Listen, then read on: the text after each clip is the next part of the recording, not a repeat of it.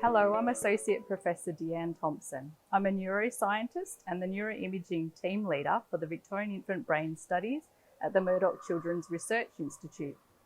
I'm also the neuroimaging chief investigator for the Centre of Research Excellence in Newborn Medicine.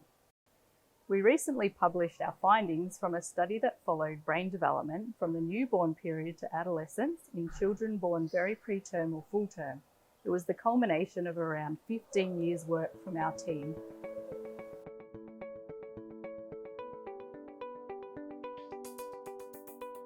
Our study aimed to track the course of brain development in detail from birth to 13 years of age, and to examine the effects of how very preterm birth and early medical factors contribute to brain growth. We also wanted to understand how brain growth is related to intelligence at 13 years of age.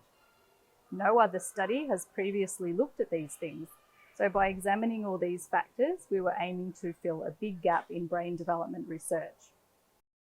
The way we studied this was to take magnetic resonance imaging, or MRI, pictures of the brain at term equivalent age at age 7 and 13 years. We calculated brain volumes for 82 regions and mapped their change over time.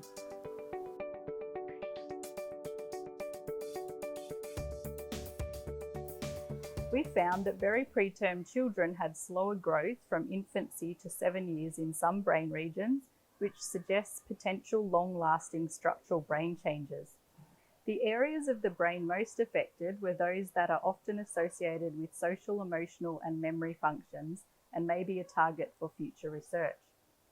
We also found that if a very preterm child had a brain abnormality around the time of birth, they were more likely to have slower brain growth in the first 7 years of life. Importantly, this study also found associations between greater growth of some brain regions between 7 and 13 years and greater intelligence in the full-term group.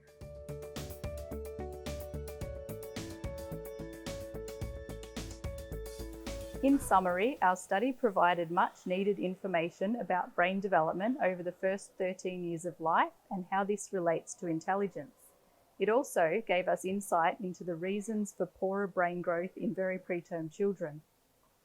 As the period from infancy to early childhood appeared to be a vulnerable stage for brain growth and development in very preterm children, this provides a window of opportunity to target clinical interventions that could assist these children to reach their full potential.